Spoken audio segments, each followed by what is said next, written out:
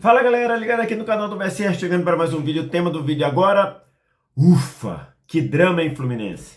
Fluminense sai na frente, toma a virada e depois consegue virar para cima do Ulsan e lidera o seu grupo, uma virada de líder do Fluminense. Vamos falar sobre isso antes, deixar o like, se inscrever no canal, você faz isso aqui embaixo também, primeiro comentário fixado do vídeo, tem um link para você baixar o app do Flash Score, aplicativo que eu uso aqui no canal do VSR para ter informações de futebol, estatística de futebol, acompanhamento de jogos em tempo real, tudo isso de graça no seu celular. Você não paga nada nem para baixar, nem para usar. Só vir no primeiro comentário fixado e fazer o download.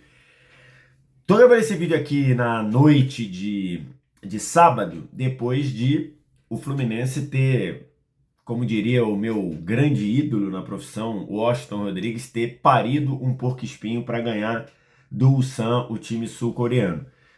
O jogo não foi um bom jogo do Fluminense, em especial nos últimos 60 minutos de jogo, né? Quer dizer, em especial em 30 minutos de jogo, os 15 iniciais do primeiro tempo, e dos 15 finais do primeiro tempo e os 15 iniciais do segundo. Não foi um jogo bom do Fluminense. Depois das mudanças do Renato, o Fluminense até melhorou, e o começo de jogo do Fluminense é um começo muito forte, né? Eu até anotei, fiz minhas anotações vendo o jogo. Com 2 minutos de jogo, o Fluminense teve 3 finalizações e 3 escanteios. Isso foi o que o Fluminense conseguiu fazer com 2 minutos de jogo. 3 finalizações, 3 escanteios. Foi um Fluminense que foi para cima com algumas mudanças. Renato trocou os 2 laterais, botou Guga na direita e Fuentes na lateral esquerda. O Renato trocou o Ganso no meio, né? Tirou o Nonato, botou o Ganso. Uma troca que eu não faria por uma questão de dinamismo e pela grande atuação do Nonato contra o Dortmund. E trocou na frente o Canóbio pelo Serna, acho que por desgaste, e trocou o Everaldo pelo Cano. Essas foram as mudanças do Renato. E no começo de jogo não fizeram nenhuma diferença. O Fluminense foi muito bem no começo de jogo. Eu estou deixando aqui só as estatísticas do primeiro tempo, que eu peguei lá com a galera do Flash Score. Só primeiro tempo isso, tá? 75% de posse do Fluminense, 15 finalizações contra 4 apenas do Ulsan. 5 finalizações no alvo do Fluminense contra 2 do Ulsan. Escanteios, 8 para o Fluminense, 1 para o Ulsan. Então foi o primeiro tempo de uma dominância muito grande do Fluminense, que obrigou o goleiro do Ulsan, o nosso possante Show, a fazer ali pelo menos 3 grandes defesas no primeiro tempo. Essas defesas mantiveram o 0 no placar até o Arias abriu o marcador num belo gol de falta. Aos 27 do primeiro tempo, uma falta cobrada da meia-lua e que o Arias meteu no ângulo. Esse gol parecia que o Fluminense iria abrir uma goleada. E olha que esse grupo pode ser decidido, ou o primeiro lugar pode ser decidido no saldo de gols. Então, essa era a sensação. E num jogo maluco, num jogo que mostra como essa Copa do Mundo é uma Copa do Mundo que pune quem dorme, uma Copa do Mundo que pune quem dá aquele cochilo nos jogos. É uma Copa do Mundo que não tem muita capacidade da gente fazer previsões. Ela tá dando na cara de quem tá tentando fazer previsões. Uma primeira meia hora de jogo muito boa do Fluminense, em que pese uma participação abaixo do Ganso, tanto sem bola quanto com bola. Um primeiro tempo muito bom do Fluminense. Se você desse uma pausa com 30 minutos do primeiro tempo e falasse assim: o Sam vai para o intervalo ganhando o jogo, você seria chamado de maluco. Sem nenhuma dúvida, você seria chamado de maluco.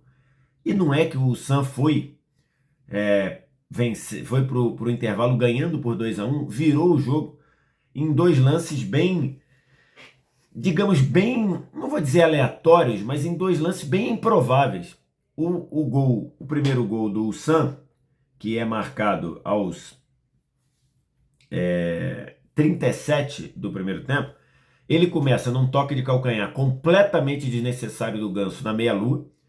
E aí o San encaixa um contra-ataque que se você também frisar a jogada na hora que sai o passe do meia pro ponta direita, pro, pro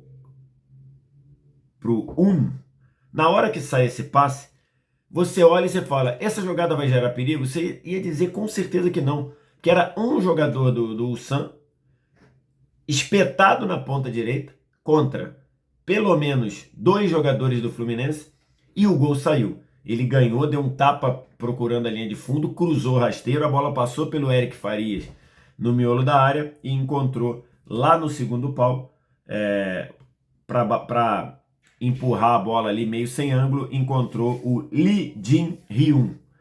Isso aos 37. O gol era um gol que não fazia justiça ao que os dois times produziram, mas claramente um gol que deu uma desestabilizada no Fluminense. O Fluminense parou de ficar com a bola. Até então, muito volume de jogo do Fluminense pelo lado esquerdo. O Fluminense parou de ter esse volume de jogo. O lado direito foi menos usado. O Guga não teve a efetividade pelo lado direito que teve o Samuel Xavier no primeiro jogo. E o Fluminense começou a desperdiçar muitas bolas. Começou a desperdiçar muitas jogadas no campo de ataque. Não sei se o Fluminense ficou nervoso, se o Fluminense se desequilibrou com o gol. E aos 48 do segundo tempo, depois de uma jogada pelo lado esquerdo, que gerou uma fatiada longa para achar o lado esquerdo, o Lee Jin-hyun, que fez o primeiro gol, cruzou. E aí o nosso Wong Sang deu um peixinho de longe, que na hora que saiu o peixinho eu falei, tá fácil pro Fábio. Só que eu não sei se o Fábio quis adivinhar que a bola ia pro lado esquerdo. Ele dá uma chegada pro lado esquerdo e quando tem que voltar pro lado direito não consegue chegar no contrapé. E aí, pasmem, o jogo foi pro intervalo com o San ganhando por 2-1, um placar completamente imprevisível. Pelo que foi o jogo, pelo domínio do Fluminense no jogo, como eu mostrei aqui. E também nas estatísticas, chama muita atenção que aquela métrica que eu tenho falado e que falei aqui recentemente num vídeo, que é a métrica de gols esperados, o famoso XG, que é o que eles somam, que eles botam uma métrica, uma estatística para as chances reais de gol. Pela métrica do XG, o XG do Fluminense, que eu estou deixando aqui, isso tá lá no Flash Score de graça para você, hein? A do Fluminense era 0,55, ou seja, menos de um gol. E a do Ulsan era 0,33. Resumindo, somando os dois, daria 0,88, menos de um gol. Pelo que os times produziram em termos de oportunidades, era para ter no máximo um gol. Tivemos 3 no primeiro tempo. Então, olha que jogo louco. E no segundo tempo, o Renato vem tirando o Ganso e botando o Everaldo, que eu acho que era certo sair o Ganso, mas eu não colocaria o Everaldo, eu colocaria o Nonato de novo no jogo, para refazer o tripé de meio campo, que funcionou muito bem com o do Dortmund. E aí, com 2 atacantes na área, o Fluminense tinha presença de área, mas o Fluminense não tinha meio campo. O meio campo era Martinelli e Hércules totalmente sobrecarregados. O San preencheu o meio campo, e aí o San roubava a bola e espetava contra-ataque. O Fluminense teve reais possibilidades de, depois, no começo do segundo tempo, o Fluminense teve reais possibilidades de tomar o 3-1. Pelo menos 3 chances. Numa delas, o Freitas travou o atacante do Ulsan na última hora.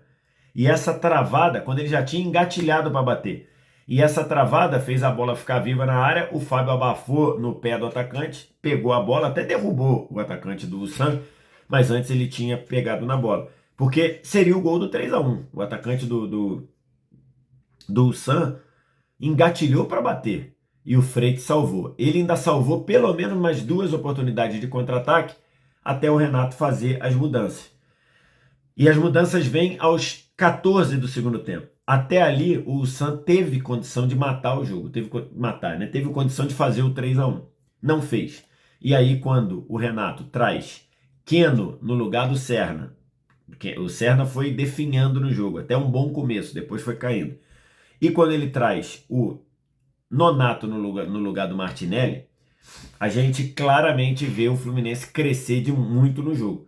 O Nonato entrou bem em termos da disposição no meio-campo, mas a grande figura da partida, ou a grande figura da virada, foi o Keno. O que o Keno fez, o que o Keno conseguiu fazer em 1 contra 1, em conseguir empurrar a linha defensiva do Ulsan para trás, em ganhar as jogadas, em gerar volume, em assustar o time do Ulsan.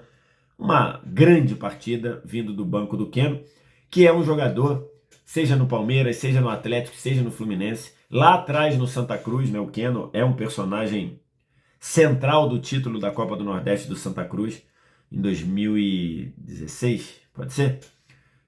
Ou 17, não me lembro, acho que 16. O Keno é um jogador muito decisivo. O Keno é um jogador que cresce muito em jogo grande. E o Keno mudou a história do jogo. Com o Keno aberto pela esquerda no 1 contra 1, o Fluminense começou a ter chance, começou a ter volume, começou a bola a passar pela área, começou a ter finalização que saiu. E com o Keno, o Fluminense empatou o jogo numa fatiada da direita para a esquerda. O Keno ganha o seu marcador de 1 contra 1, joga a bola na área. A zaga tira mal, sobra para o Nonato de frente, que dá um tapa, a bola vai na parede da rede, 2-2. E aí, depois do 2-2, com o time do Ulsan, chegou a vez do Ulsan ficar assustado. Era questão de tempo o Fluminense virar o jogo e virou com um gol merecidíssimo do Freitas, depois de uma assistência, entre aspas, do Cano. O Cano erra o chute, ele tá ali depois de um bate e rebate na área, depois de um escanteio também cobrado pela direita, a bola sobra para o Cano tá ali meio sem ângulo, ele tá meio enviesado pro gol, mas ele chuta pro gol, pega muito mal na bola e essa bola vai pro miolo e tá lá o Freitas para chapar, para fazer o 3-2, um gol muito comemorado pelo torcedor, pelos jogadores, e acho que um gol que não dá para dizer que não foi merecido, porque o Fluminense, depois dos 15 minutos iniciais de susto no segundo tempo, o Fluminense enquadrou o Ulsan e fez o 3-2. E aí esse 3-2 aliviava muito a capacidade do Fluminense de ficar vivo para a última rodada, porque o Fluminense estava ganhando e ia aos mesmos 4 pontos do Borussia Dortmund, mas estava atrás do Dortmund na classificação, porque o Dortmund tinha saldo 1, não, o Dortmund tinha saldo 1 e o Fluminense tinha saldo 1. Só que o Dortmund fez 4 gols no 4-3 em cima do Mamelodi Sundowns e o Fluminense até então tinha feito 3 no 3-2 em cima do Ulsan. Aliás, só abrindo um parênteses aqui rápido, que partidinha indolente do Borussia Dortmund, né? O Borussia Dortmund tomou um vareio de bola do Mamelodi Sundowns no começo do jogo. O Lucas Ribeiro fez um golaço, rompendo um golaço, né? Um gol muito bonito, rompendo as linhas numa arrancada pelo miolo da área, do miolo do campo do Dortmund. O Mamelodi teve outras chances para fazer 2-0, e aí o goleirão do Mamelodi deu um presente no pé do Enmechá, que ele bateu, um presente, recebeu a bola, rolou para trás, o Enmechá bateu, fez 1-0, 1-1, e aí depois o Dortmund falou, vamos ter que acordar. Acordou, jogou ali, como diria o Ronaldinho, né? O Ronaldinho jogou 25 centavos, fez 3-1, belo gol também do Guirassy, começando a jogada, aparecendo para fazer o gol na área. Depois o Jobe Bellingham, o irmão do Bellingham, fez 3-1 e no começo do segundo tempo o Dortmund fez 4-1. E depois parou de jogar de novo. E o Mamelodi foi para cima, 3-2, 4-2, 4-3.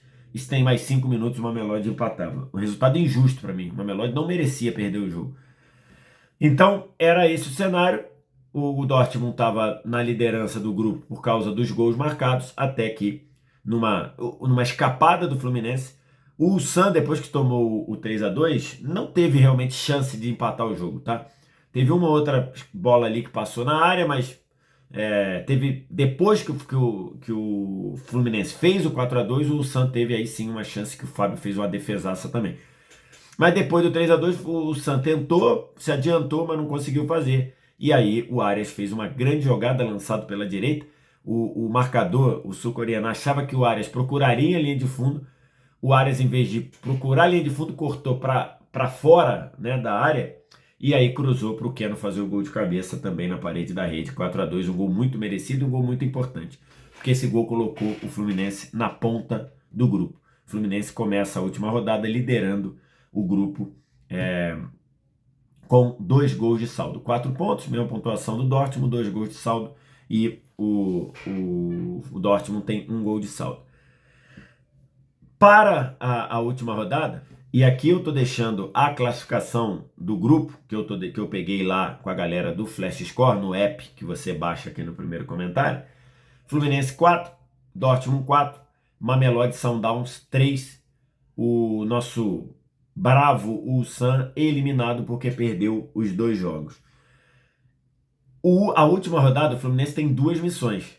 A primeira missão, se classificar, e para se classificar, ele precisa pelo menos empatar com o Mamelodi Sundowns, porque se o Fluminense perder para o Mamelodi, o Fluminense corre risco de ser eliminado.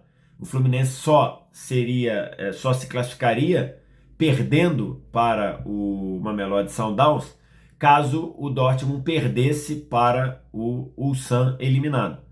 Então, partindo do princípio que mesmo com essa indolência toda, o Dortmund vai classificar, vai ganhar do Ulsan, partindo deste princípio,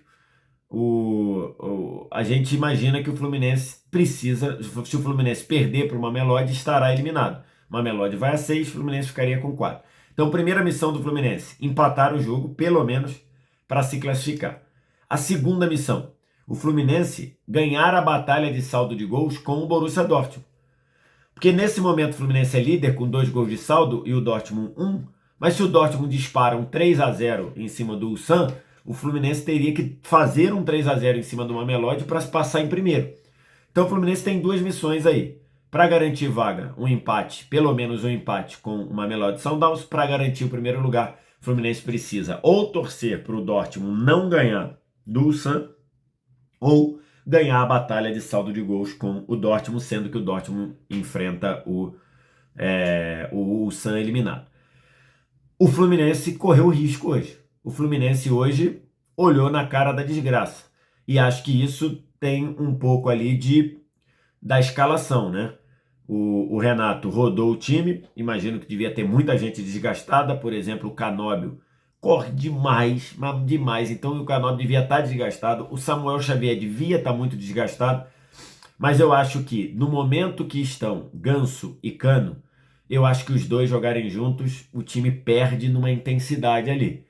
E o Ganso, acho que apesar das 2 finalizações que geraram defesa lá do goleiro do Ulsan, eu acho que o Ganso hoje não teve num bom dia.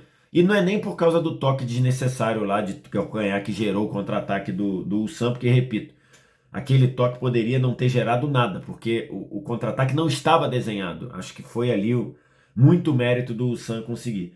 Mas acho que Ganso e Cano jogando nesse momento, de um momento de intensidade, calor, os times correndo muito, não sei se funciona tanto.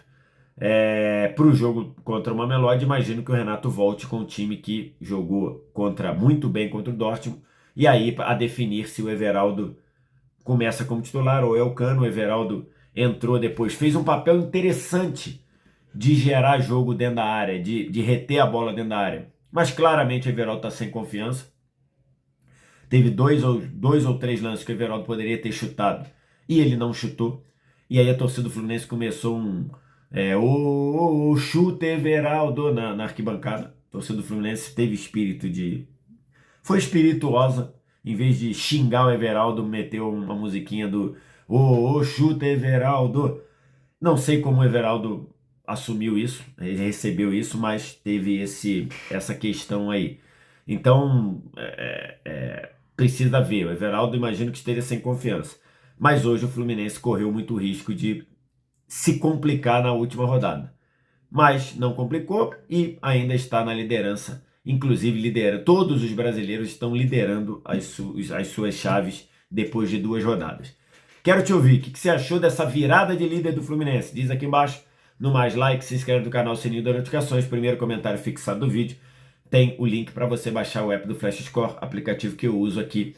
E você tem à sua disposição totalmente de graça para você ter à sua disposição estatísticas, acompanhamento e numa cobertura fantástica do Flash Score aqui na Copa do Mundo de Clubes. Obrigado demais pela audiência. Um abraço.